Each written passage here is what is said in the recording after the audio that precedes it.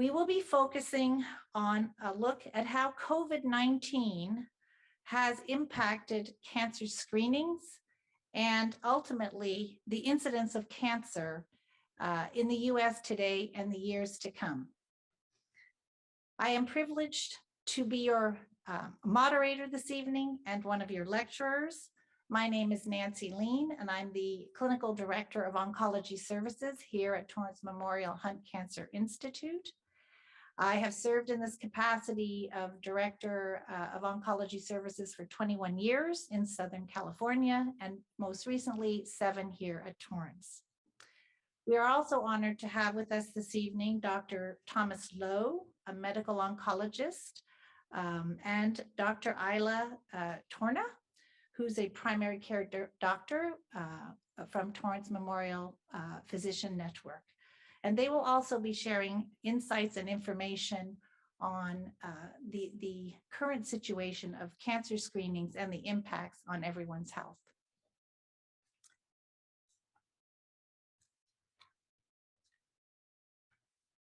We will be taking questions at the end of the 3 speakers. So please use your chat tool and you can submit your questions. And without further ado, we will get started on our lecture this evening. So why is this topic important to you since COVID-19? Many reasons, but the 3 key important reasons are that cancer screenings have been significantly reduced due to COVID. People were afraid to come to the hospitals. People just canceled their appointments.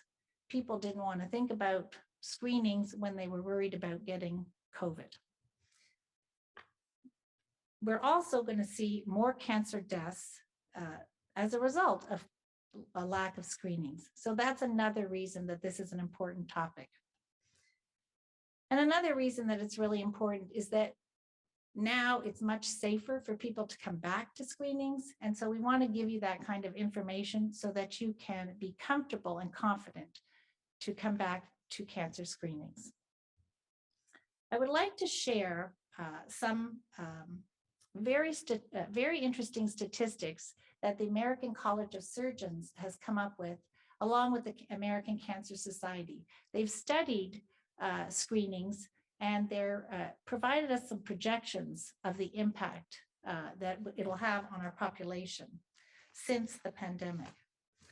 So let me show you some of these statistics and go through them with you. A lot of numbers, but they are interesting. So last year, COVID hit, and we had just about 35 million total cases of COVID, and deaths totaled 624,000 plus. I read a statistic that these totals were more than World War II, Vietnam War, and Korean War total deaths. So the impact on the United States has been great. And California, as you can see, had 3,858,000 plus. Vaccines arrived, which was a really huge benefit to this tremendous pandemic that had these devastating events, deaths. And right now, surprisingly, only 48.3, according to these stats, it might have gone up a little bit since then, but about 48.3% have received fully vaccinated, and 58% or so have 1 vaccine. So the vaccines have really helped curtail some of it, but as the other 50% aren't vaccinated, the virus is mutating, and we have the Delta strain right now that is giving us a little bit of a hard time. So the impact to the healthcare world has been very interesting as well. So when the pandemic hit, patient admissions increased for COVID, emergency visits increased, the EDs were packed, safety measures had to be created. We had PPE training and lots of mask debates, really. Social distancing came into play, and everything now on the floors are all 6 feet apart. There were scheduling delays because Waiting rooms had to be 6 feet apart, so you could no longer have 30 people in your waiting room. You had to be 6 feet apart. So that did cause some delays in getting your appointments for screenings, to see doctors, for surgeries, and so on. People really became afraid of the hospitals and visitors. We didn't even allow visitors into the hospital. So it was a very scary time, and hospitals took on a different culture for the public. And so that really impacted the healthcare as well. Another serious side effect of COVID-19 was 1/3 of the adults failed to receive their cancer screenings. That's a lot. And the people, because of those reasons, didn't really want to come in for screenings and didn't really think about it. Like, oh, I'm not going to go for my mammo today. Forget that. Yet cancer screenings are vital to controlling that particular disease. But we were focused on COVID-19 and controlling COVID. So we had all those other measures, and the screenings fell to the side. But we all know that prevention and early detection saves lives. So according to American Cancer Society, more than 600,000 people died of cancer last year. 600,000. Almost the same amount that died from COVID. Kind of interesting. The National Cancer Institute states that almost 10,000 excess deaths in the US will occur in just breast, colon, lung cancers alone over the next 10 years because the pandemic-related delays in cancer screenings. So there's a correlation between COVID hitting, hospitals running into safety measures and developing all of those, people being taken away from their interest of, screenings to preventing, getting COVID. And now we're going to see over the next 10 years, an increase in cancer cases. So the earlier cancer is detected, we all know, the more options you have in treatment and the better your outcomes are going to be. That's common knowledge. So COVID-19 has affected all of us in so many different ways. It's incredible. There's been a lot of loss of lifestyle, of friends and families, to routines, to favorite restaurants, to movies. It's just touched everybody's lives in very, very different ways.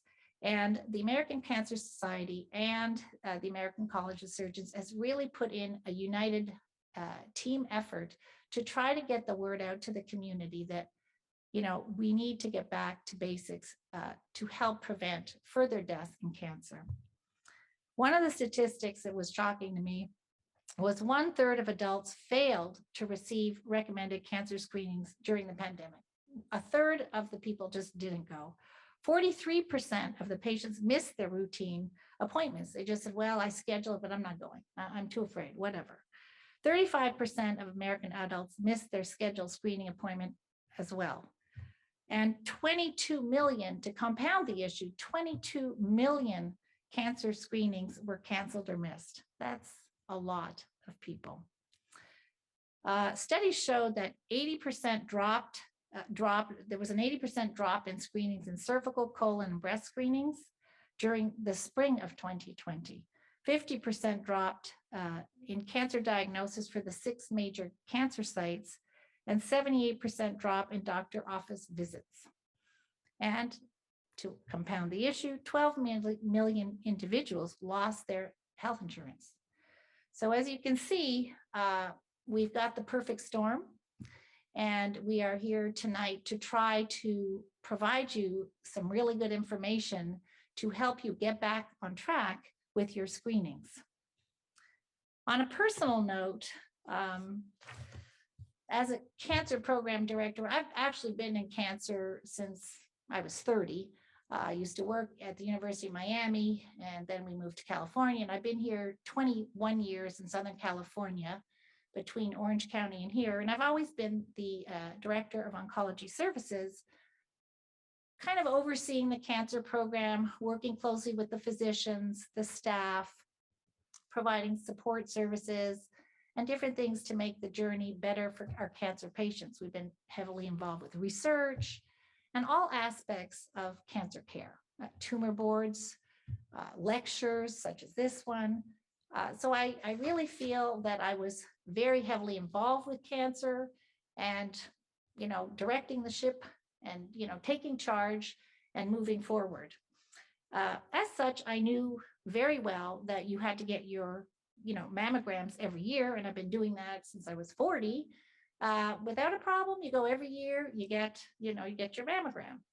So this year in January, I made the appointment because that's the time I usually go. Despite a high COVID census of 250 here, we had uh, all kinds of administrative issues, and we were here focused on trying to help the patients. And yet I still felt it was important that I take time for myself to get to the mammogram. So I made the appointment, went out there, and wasn't thinking much more about it. But went there, and if ever there was a year to skip a mammogram, this would have been the year. But because I've been in this business for a long time, I thought, no, this is the time to go. So I went there, scheduled it, took the mammogram, lovely as usual, came back. Our breast center is fabulous. And then I got a call back a few days later. I thought, oh, that's very odd. And they said, oh, we'd like you to come back for additional views. And I thought, that's crazy. Well, of course, I know the radiologist, so I just get onto my computer and I write them an email and say, I got called back. Is that an error? Because you never call me back. So I'm not really interested in coming back right now. We're very busy. And Dr. Sim and Dr. Pai said, no, you really need to come back. We've seen a little tiny calcification, very, very tiny. I actually looked at the films. They were so small you couldn't even see it. It was like ridiculous. But they said, no, you have to come back. So I did.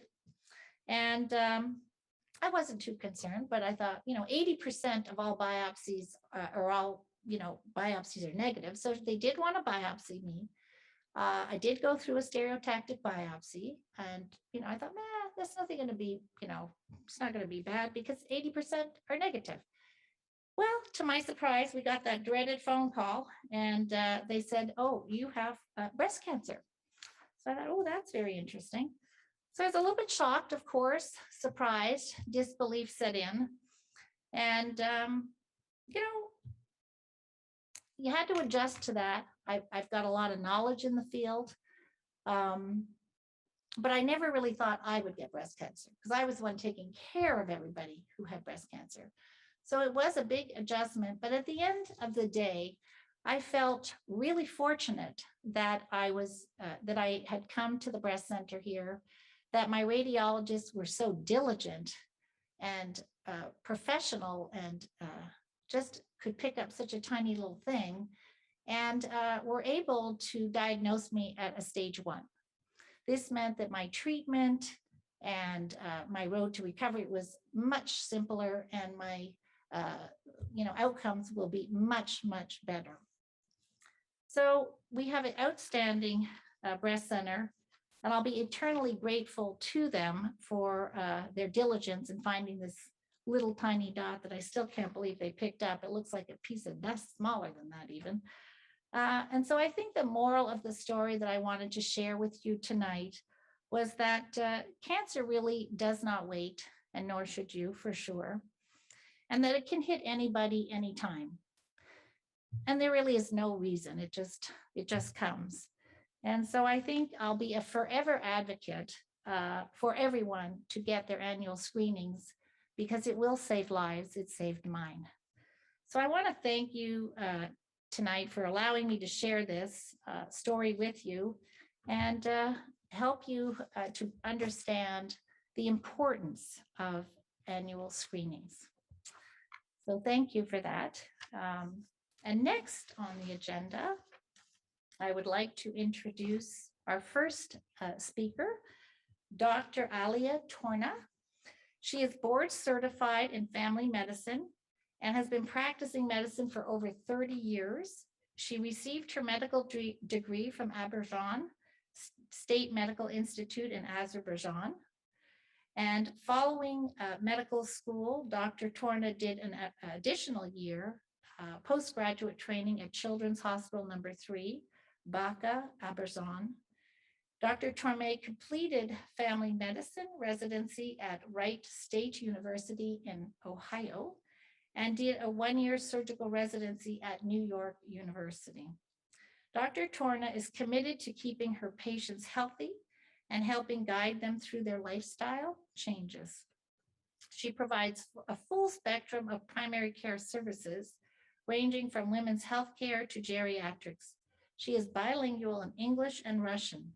Dr. Torme was recognized with the Excellence Award for dedication, care, and outstanding service by ProMed Healthcare. Please join me in welcoming Dr. Torna. Dr. Torna? Here you go. Thank you, Nancy. Good evening, everyone. And we will talk about cancer screening today. The point of screening to examine one for cancer before they would develop symptoms. Getting screening tests regularly may find breast, colon, and cervical cancer earlier when treatment will be success. Cancer screening can be done by your primary care physician during wellness checkups. Your primary care works close to with oncologists and other specialists to make sure that you are getting the screening that you need based on your age and lifestyle factors. There's few risk factors for developing cancer. The risk increases significantly after the age of 50, and half of the cases occurs at the age of 60 and above. If you are in your 40s and older, it may be time to start cancer screening. Being overweight increases your risk for some cancer, such as esophageal, uterine, breast, colorectal, ovarian, pancreatic, and many others. Even losing 10% of your body weight can help reduce your risk and improve health. Tobacco use. Ingredients in tobacco can damage or change your cell's DNA, which may cause to grow into the cancerous tumor. If you use tobacco and trying to quit, this can decrease your risk for various type of cancer. If you need help, ask your primary care for resources. In some cases, cancer can be passed down by genes. Having a family history does not mean that you will develop cancer, but it puts you at the greatest risk. If you have a family history of cancer, you may meet with genetic counselor to assess and determine whether you are a good candidate for genetic testing. Genetic testing can be used to identify changes in a DNA sequence and chromosome structure that may link to cancer development. American Cancer Society recommends regular screening for breast cancer, colorectal cancer, cervical cancer, prostate cancer, and for those who is a high risk of developing lung cancer. Breast cancer, the most common cancer in women, and accounts for 30% of all new cancers in US. Breast cancer is the second leading cause of death for women after lung cancer. Highest incidence of breast cancer in the women of age of 70 to 74. And for women age of 40 to 49 years age and older than 75, with average risk for cancer, there is no strong evidence supporting benefit of mammogram screening. American Cancer Society recommends women age of 40 to 44 should have, with average risk, they should have a choice to start annual breast cancer screening with mammogram. But for women 45 to 54 should get yearly mammogram, and older than 55 mammogram continue 1 year or once in 2 years. Women at high risk of cancer may benefit from mammogram screening starting at age of 30. USPS Task Force recommends that individuals who are 50 to 74 years old and at average risk for breast cancer get mammogram every 2 years. A mammogram is an X-ray of your breast. Additional to mammogram, sometimes your doctor will order ultrasound supplemental for dense breasts. An MRI is used along with mammogram to screen individuals who are at high risk of getting breast cancer. Breast MRI uses magnets and radio waves to take pictures of the breast. Additionally, a clinical breast exam may be done by your primary care, will feel for lumps or any other changes in your breast. And you can expect your own breast to determine if there's any changes to the look or feel of your breast. And if you will see any, it's very important that you will discuss with your doctor. Cervical cancer screening. Cervical cancer used to be a leading cause of cancer death in women. However, in the past 30 years, the number of deaths from cervical cancer has decreased. All women at risk of cervical cancer. Cervical cancer occurs most often in women over age of 30. HPV, human papillomavirus, is #1 cause of cervical cancer. At least half of the sexually active women will have HPV at some point in their life, but only few will develop cancer. There are 2 tests to help to prevent cervical cancer or find it early. Pap smear looks for precancerous cells changes in cervix, which may become cervical cancer if not treated appropriately. HPV tests look for a virus that cause cells changes in your cervix. Both tests can be administered in your doctor's office or clinic. If your results are normal, your doctor may tell you that you can wait 3 years until your next pap test. If you are older than 65, your doctor may tell you that you don't need to be screened anymore. If you have had normal screening test results for several years, or your cervix was removed as part of the hysterectomy for non-cancerous condition like fibroids. Colorectal cancer is the 3rd most commonly diagnosed cancer in women and men, one of the most preventable cancer. USPS Task Force recommends that adults 45 to 75 years old be screened for colorectal cancer. The decision to screen those older than 75 are a case-by-case basis. People at increased risk should talk to their doctor about when to begin screening, what test is right for them, and how often they get testing. There's different tests for screening of colorectal cancer. Stool test, there's 3 types. FOBT, fecal occult blood test to detect blood in a stool, which is done once a year. FIT test uses antibodies to detect blood in stool and also done once a year. FIT DNA test, it's a combined test which detects altered DNA in stool, which is done every 3 years. And it calls like Cologuard.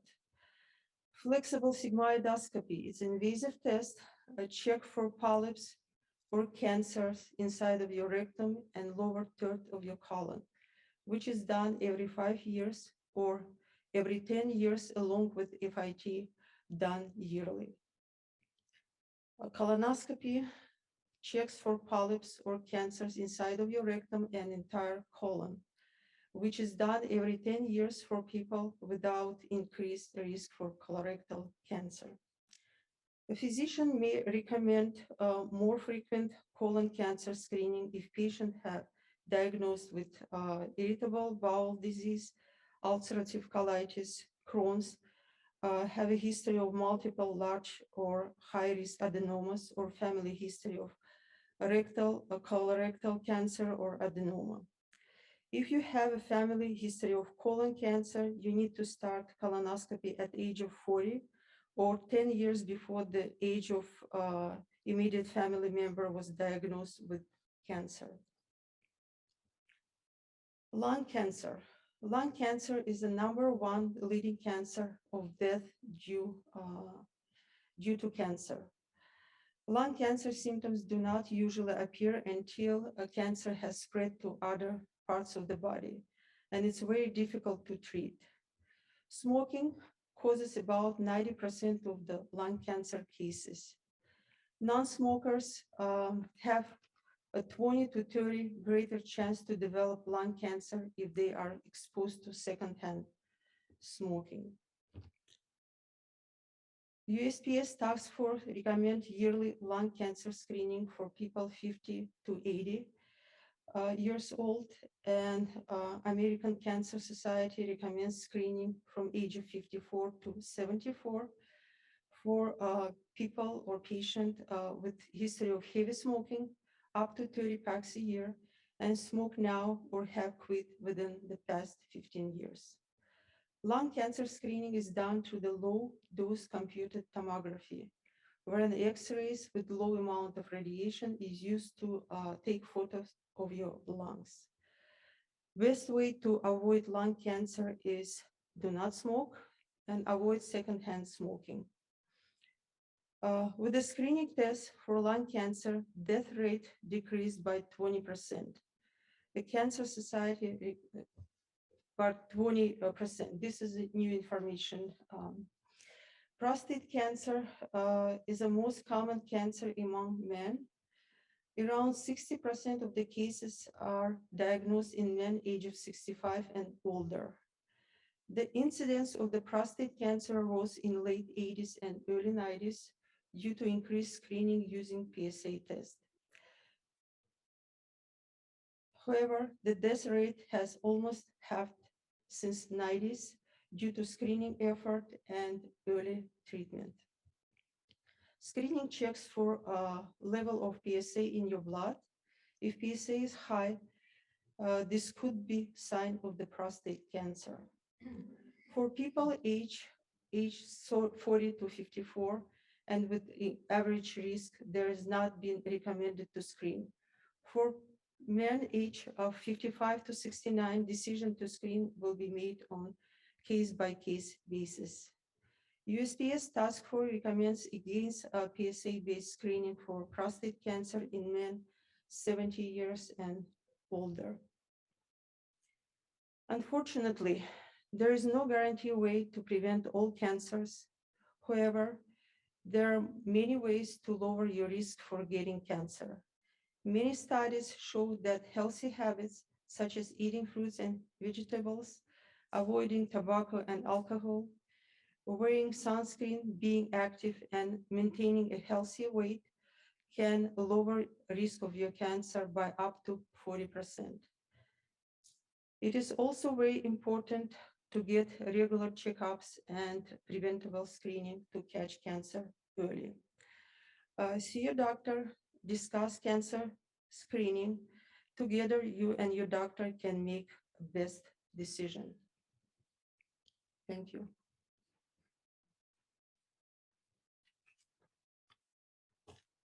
Thank you, Dr. Torna. Thank you very much. That was very wonderful information.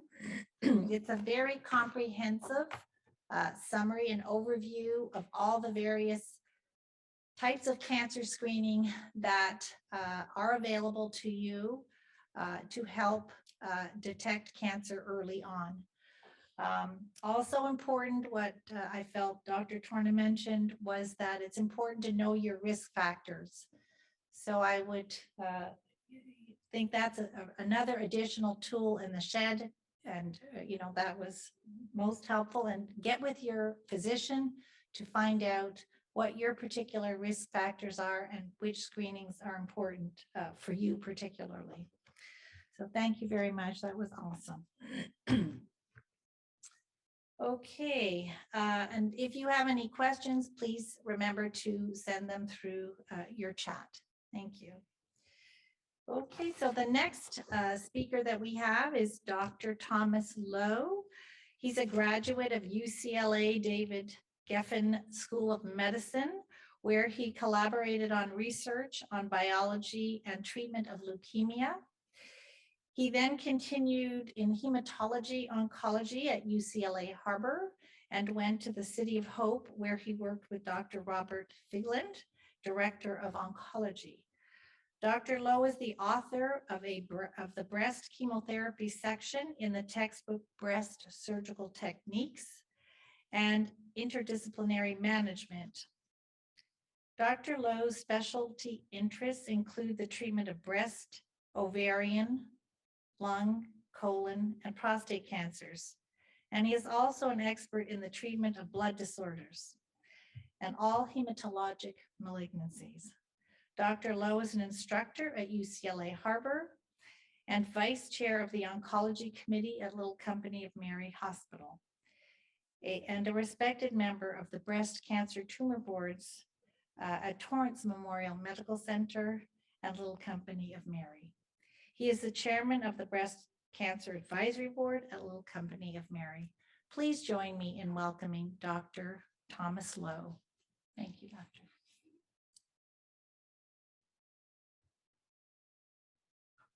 Hi, everybody. Nancy, thanks for having me. So first, some big numbers, and looks a little bit scary. I'll preface this by saying that thankfully the vast majority of patients who are diagnosed with cancer, I shouldn't say the vast majority, but the majority of patients diagnosed with cancer will be cured. So about 70% of our patients who are diagnosed with cancer will be eventually cured. But these numbers are rather daunting. So for men, 1 out of every 2 of us will be diagnosed with cancer in our lifetime. And this does not include the common skin cancers. This does not include squamous cell carcinoma. This does not include basal cell carcinoma. You take those cancers out, and 1 out of 2 of us will get any of the other cancers, including these ones, which are the most common, as already mentioned, prostate cancer, lung cancer, colon cancer, etc. Women are a little bit of less risk, 1 out of 3. We don't know why. Maybe because they take better care of themselves, maybe because they get screened better than men do as far as following the recommendations. But women are overall about 1 out of 3 risk in a lifetime. This is the American Cancer Society estimated cancer death risk in the United States, at least as of 2016. Lung cancer, despite being less common than the more common breast cancer and prostate cancer, lung cancer remains the #1 cause of death, followed by prostate and breast, and thirdly, colon cancer. So we have made great strides in treating cancer, in curing cancer, and prolonging lives. This is a nice slide showing, again, from the American Cancer Society, the total number of cancer deaths that were averted from 1991 to 2018. So if you look at the slide, that red curve was with the trajectory that we were on. The blue curve is the actual deaths. And this can be attributed to a number of different things. We have made strides in treating cancer. So once we diagnose cancer, we've certainly made strides as far as chemotherapy and other systemic therapies. We've made strides as far as surgical techniques, better radiation. But the most important thing has been catching it early. Nothing beats early detection. Okay, like Nancy said, catching a stage 1 breast cancer is very different than catching a stage 3 breast cancer. So catching it early screening, following the guidelines is the most important thing we can do. That if we are 1 out of 2 or 1 out of 3 men and women who will get cancer, of surviving that cancer. So as far as COVID, when COVID hit, stopping all screening was a necessary sacrifice that we all made. March 13th of 2020 was the US national emergency. I think that's, I remember my wife and I were on our cell phones at night, and that's when we figured out that our kids were probably not going to be going to school pretty soon after that. The day after, on March 14th, the Surgeon General advised all hospitals to postpone all elective surgeries. March 15th, 2 days after the initial announcement, the GI societies, in a joint recommendation, advised all GI endoscopy offices to stop and strongly consider rescheduling elective non-urgent endoscopies. By mid-March, the American Cancer Society followed suit, saying no one should go to a healthcare facility for routine cancer screening until further notification. Again, these were screening recommendations, not for those who actually had evidence or signs of cancer. But this wasn't just patients not wanting to go to the hospital. This was us doctors telling people not to get screened because we had to take care of all the patients in the hospital and not to overwhelm our hospital systems. So this is data from the CDC showing deaths during that time. And for those who think that COVID wasn't real or that COVID didn't cause deaths or that the deaths were due to something else, you can't fake number of deaths.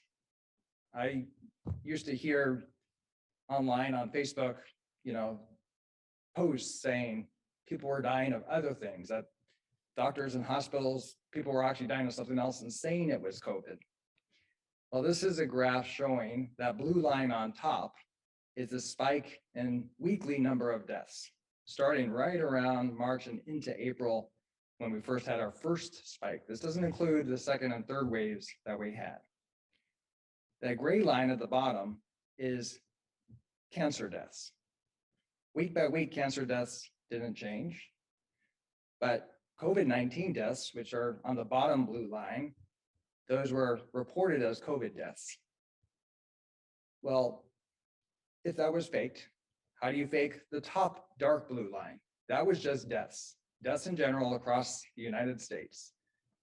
So certainly starting in late March and early April, we saw a spike in deaths, which we could not otherwise explain, certainly not due to cancer. So this was real, and this is why we had to shut everything down to help with all those COVID patients. So the impact of COVID-19. Number one, reduced access to care, including fear of infection, reallocation of our healthcare resources, unemployment leading to financial insecurity and loss of insurance, as Nancy said, and shutdowns and social distancing. What that led to for our cancer patients was delayed screening, delayed routine care, delayed preventative visits, delayed screening, delayed follow-up of abnormal tests, and delayed follow-up of symptoms.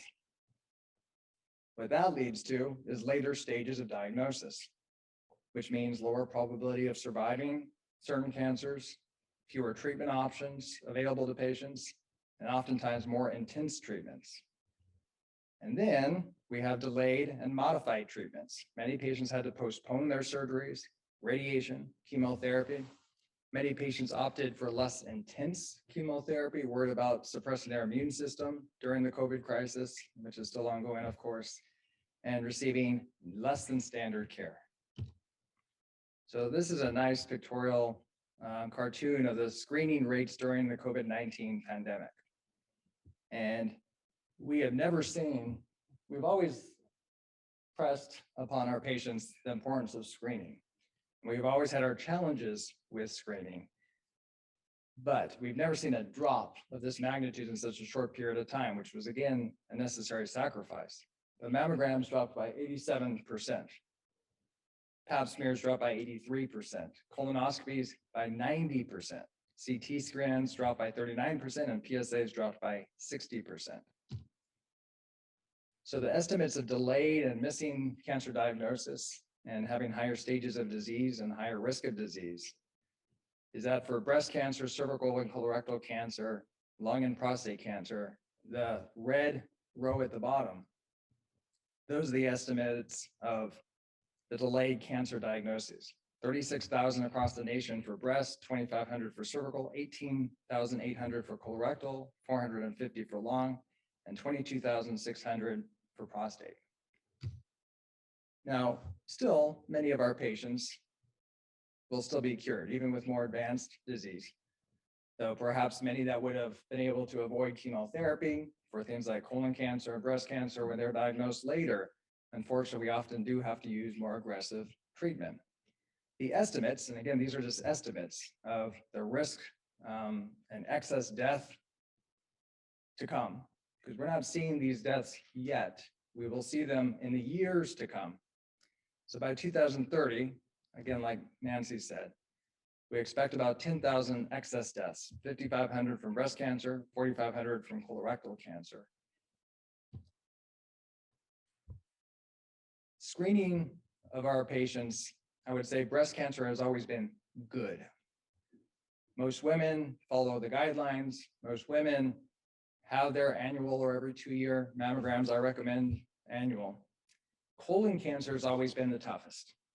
When you go state by state, even the good states might have 60% of screening of those who are supposed to get screened. Many of the states are about 50%, so maybe only about half of people get their colon cancer screening. It used to be where we used to say at age 50, you should have a colonoscopy. And even then we didn't do a very good job. One of the cancers that we are seeing increasing in frequency, and we don't know quite why, is not colon cancer in general, but young age colon cancer. So people in their 30s, people in their 40s. This is no longer a cancer of older patients. The American Cancer Society and other societies have followed suit, where now the standard of care, starting at age 45, to start getting your colonoscopy. This is not just for people who have a family history of colon cancer. This is for everybody. One of the number one excuses that I hear, including in my wife's family, there are people who say this and have not gotten their colonoscopies. But the number one excuse I hear for people who don't get their colonoscopies is people who say it doesn't run in my family. Well, probably only about 15% of our cancers in general are linked to bad genes, to genes that the people might have inherited, where there are a number of cancers running through the family, which means the vast majority of cancers are sporadic, has nothing to do with your inherited genes. So for those of you, if you think about colon cancer, why we're so prone to colon cancer, the colon is holding the waste of your body. Your stool is the bad products of your body, and your body is getting rid of it. And so your colon is basically the trash can for our bodies. And that those waste products are sitting in our colon years after year after year, and that can cause problems. That can cause mutations in our colon. Colon cancer remains one of the highest risk cancers if it's not caught by screening. Unfortunately, too many of our patients are diagnosed because they end up in the hospital because they're bleeding or they're getting obstructed. By then it might be too late, or they have very high risk disease. The vast majority of people caught by screening are caught with stage 1 disease or caught with polyps that have not turned into cancer, and you take them out before they turn cancerous. Now these pictures here, I'll be impressed if anybody knows the picture on the left, maybe the little caption in the corner with his wife before he passed will help, but that's Jay Monahan. I did not know his name before, but I remember him back when I first started in med school and in my training, because that's Katie Couric's husband. Katie Couric lost her husband to colon cancer in 1998 at the age of 42. He had never had family history of colon cancer. And the reason why I remember this is because Katie Couric I think she was on Good Day LA at the time, she actually had her colonoscopy on TV in the morning, live. And we actually see nationally, there were reports and data showing that after that, for about a year or so, there was an uptick in people getting their colonoscopies. Well, it didn't last very long. After that, it went back to our same old about 60% across the country. Most people probably know the gentleman on the right, who's Chadwick Boseman, the Black Panther, who died last year in 2020 during the pandemic, not from COVID, he died from metastatic colon cancer. He filmed Black Panther while undergoing treatment for colon cancer. He was actually diagnosed 4 years prior in 2016. 4 years less than 43 when he died means he was diagnosed at the age of 39. Colon cancer is not just a cancer of the elderly, it's a cancer that we are seeing increased in young patients, and we should all start at age 45. So as far as our cancer program here at Torrance Memorial, this is our Hunt Cancer Center, the Donald and Priscilla Hunt Cancer Center. We opened it up in December of 2019, which ironically was right at the start of the pandemic. I think no question, this is the most advanced cancer center in the South Bay. And what's really nice is it consolidates the cancer treatment services of the hospital all in one location. It's about 38,000 square feet. There's underground parking, there's 27 exam rooms, infusion center on site with 32 infusion bays, with entertainment consoles. In the center, which is I think the biggest attribute to the center, the benefit to patients, is everything's there. We have our nurse navigators, we have education specialists, genetic counseling, research trials, social workers, nutritionists, embedded palliative care, Dr. Diria and her team, full service laboratory with labs drawn in the office, in-office oral dispensing pharmacy, full-time patient advocates for the financial toxicity sometimes of treatment of cancer, and access to clinical trials. We have trials with Cedars-Sinai, with UCLA, with the hospital, and other clinical trials as well. This is probably something we're most proud of nationally. So our Hunt Cancer Center, our program, is part of the Medicare CMS Oncology Care Model. So the Oncology Care Model is what Medicare had come out with a few years ago in 2016, designed to try to support high-value cancer care.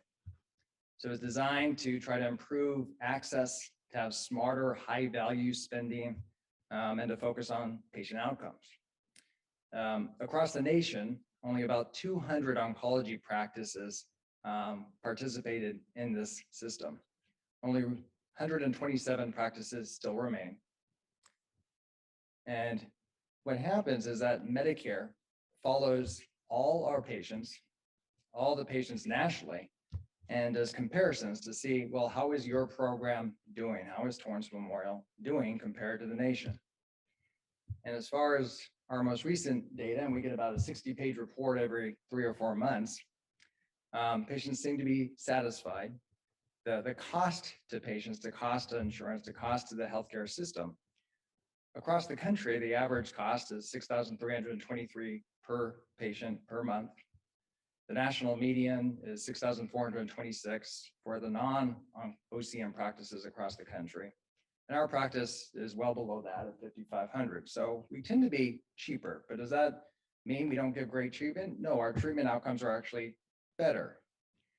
As far as keeping people out of the hospital, our number of admissions are better at about 12 versus 16 and 15 for the nation. Our number of ED visits are 8 versus 11 and 12 for the average in the country. But really, what's most important, beyond cost, beyond admissions, beyond toxicity as well, how well do our patients survive? What are the outcomes? So our overall mortality rate, and again, this is not coming internally, this is Medicare data. Our mortality rate is 2.9% for our patients.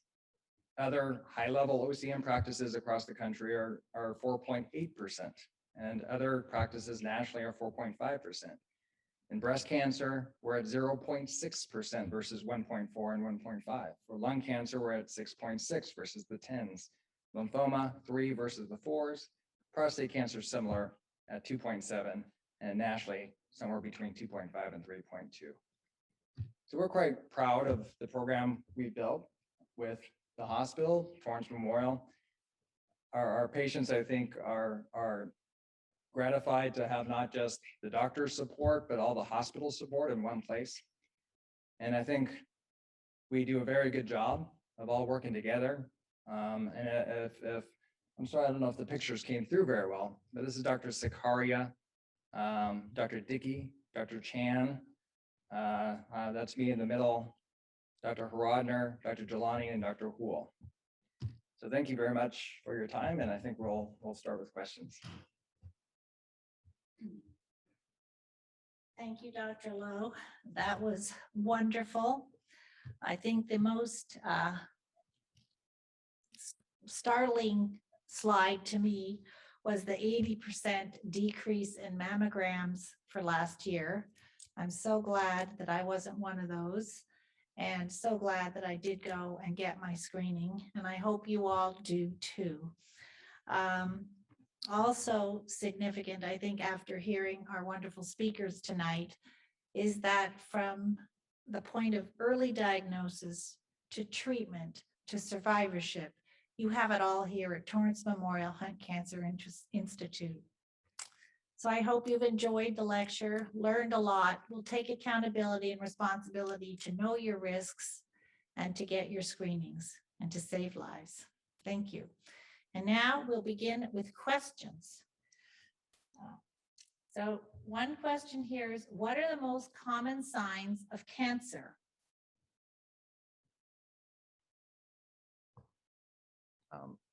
I don't think there's any number. Oh, take off the mask. From my standpoint, I don't think there's really a number one, number two signs that you can really hang your hat on and say, this is, if I'm not having these signs, I don't have cancer. If I do have these signs, I do. I think what we worry about is patients who have abnormal symptoms that are not just short-term, but symptoms that are getting worse and worse and not normal for you. Those are symptoms you should call your doctor about and get tested for. I think things like fatigue are very common in all of us. I'm tired every day, you know, but the things you look out for are specifically for colon cancer, bleeding or abnormal stools, okay? Breast cancer, lumps, lung cancer, abnormal cough, you know, these kind of things. But really, I mean, these things kind of can come and go. But if you had cancer, it's symptoms that are constant typically, and or getting worse and worse. Thank you. The next question is there such a thing as cancer being a silent killer? I would agree. Yeah. Yeah, no. I would, you know, easily say that I am extremely healthy, high energy, probably work here, you know, a million hours a day, weekends. I love what I do here at Torrance Memorial and feel great and still feel great. So, but yet I did get a diagnosis of a cancer. So in that sense, it was silent. But if you get your screenings, mammography can see a lot of things that the naked eye cannot see. Would you have anything to add to that about a silent killer? Yeah, no question it is. Because for patients who are diagnosed with screening means for patients who are asymptomatic. You're just getting a screening colonoscopy because you reached a certain age. Breast cancer, because it's once a year. By definition, those are asymptomatic patients, and you're catching cancer before it causes symptoms. The majority of cancers, not all cancers, but the majority of cancers don't cause symptoms until they're advanced, until they're either very large or even spreading. So I think, yes, I would say, yes, cancer is a silent killer. Is indigestion a sign of cancer? It could be sign of cancer. Yeah, I think it can be. Although I would say if you have a questionnaire and you ask every patient to write if they have indigestion, the majority of us will say yes. Yes. So the risk of gastric cancer, esophageal cancer is overall low on the totem pole of most frequent cancers. But if you're having unusual indigestion, or certainly associated with weight loss or any abnormal stools, like black stools, then you should certainly, you know, check out with your doctor. Or if you're just worried in general, you should always see your primary care doctor. Thank you. Another question. I have a sore that seems not to heal. I'm worried. Does that mean I might have cancer? I'm very nervous about this sore. It depends where is the sore and what kind of sore, and you will need to go and see your primary care, primary doctor to detect what kind of sore do you have, and it could be cancer.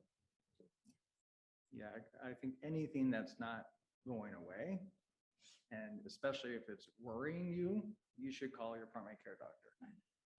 Now, that being said, the most common sores, if it's on the skin, you know, the majority of, even if it was a skin cancer, the majority of skin cancers are cured, but it's all about going to the doctor and catching it early. That's the number one most important thing. Thank you. And another question. How do you screen for leukemia? You use a blood test to screen for leukemia, and if on blood test you will see like certain changes, then it could be leukemia. Yeah, screening for leukemia is probably one of the easier tests to screen for. We don't call it screening because it's just your annual physical.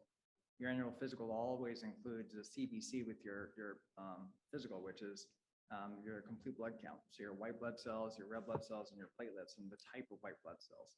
So if someone had leukemia, we would expect abnormalities in that annual screening blood test that we all get. Thank you. Here's another question. I have a history of cancer in my family, and I'm only 20 years old. What should I do? And does it mean I will start showing signs? Another concern is whether I eventually decide to have children, will they also be a victim of this disease? Family history of cancer, basically you get a risk for the cancer, risk greater than in general population, but it doesn't mean you will develop cancer. And it depends on the type of cancers. So like if someone has history of lung cancer in the family from, 1, 2, 3 generations ago, very unlikely to be genetically linked, meaning bad genes. It's usually due to smoking. The majority of the population smoked in previous generations. But what you can do is you can go through your family history specifically with your primary care doctor, and depending on the types of cancer and the ages of those people with cancer, you may qualify for genetic testing. But the most appropriate person to have genetic testing is if it's on your mom's side of the family, would be, and your mom is living, to have your mom get tested. If it's on your dad's side of the family, and if he qualifies and if he's still living, for him to get tested. Because if that person tested negative with genetic testing, then there would be no concern or reason to have you tested or your children. Most genes, which thankfully are not the majority of cancers, but most genes which can cause cancer can be passed down and a 50% chance to siblings or to children. So let's say if a grandmother had a bad mutation like the BRCA mutation, there would be a 50-50 chance of her siblings having it and a 50-50 chance of her children having it, and so on and so forth. Great. Well, that concludes our, should I do one more question, or? We have time for one more. When should you be concerned when you are not moving your bowels for several days? Again, I think it's probably depends on what's normal for you and what's not normal for you. I think if it's not normal for you and if you haven't had your screening done, then you need to go see your doctor and go to a gastroenterologist for screening. Now, that being said, as we get older, our bowels do get a little bit lazier. Usually it's not just constipation that we worry about, but constipation can be a sign of colorectal cancer. But more commonly, if it was constipation associated with very thin stools or blood in the stool. Okay, so constipation is actually quite common, and thankfully the vast majority of us who have constipation, we don't have cancer, but make sure you have your screening done. Great, thank you, Dr. Lowe. Thank you, Dr. Torna. And with that, it concludes. I would just say, know your risks, get your screenings, take care of yourself, and know we are here always for you at Torrance Memorial Medical Center. Thank you all for tuning in this evening, and we look forward to our next Miracle of Living lecture in a month. Thank you all.